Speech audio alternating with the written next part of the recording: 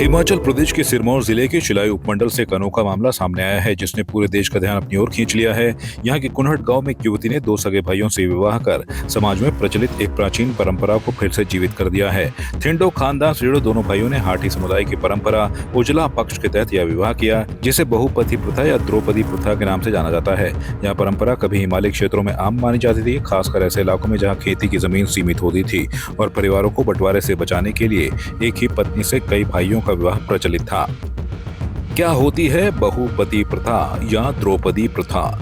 बहुपति प्रथा, जिसे स्थानीय रूप से द्रौपदी प्रथा भी कहा जाता है, एक ऐसी सामाजिक प्रथा है जिसमें एक महिला एक से अधिक पुरुषों की पत्नी होती है।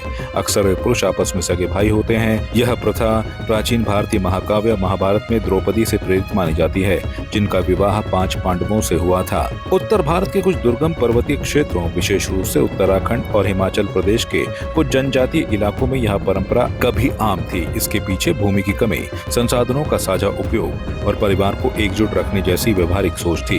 हालांकि आज यह प्रथा लगभग विलुप्त हो चुकी है, लेकिन कभी कभी कुछ मामलों में यह सामने आ जाती है, जिससे यह सामाजिक चर्चा का विषय बन जाती है। हाल ही में यहाँ 2 सगे भाइयों के एक ही युवती से विवाह कर लेने पर यह प्रथा फिर से सुर्खियों में आ गई है।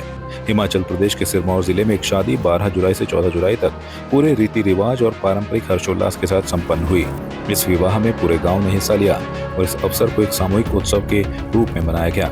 जानकारी के अनुसार दोनों दूल्हे शिक्षित हैं। एक भाई जल शक्ति विभाग में कार्यरत है, जबकि दूसरा विदेश में नौकरी करता है। शादी के दौरान दोनों परिवारों की सहमति से रस्में निभाई गईं और दुल्हन को दोनों पतियों के घर लाया गया। इस तरह की परंपरा अब विरले ही देखने को मिलती है। आधुनिकता और सामाजिक बदलाव के कारण बहुपति प्रथा लगभग विलुप्त हो चुकी थी, लेकिन इस विवाह ने इस पुरानी परंपरा को एक बार फिर चर्चा में ला दिया है।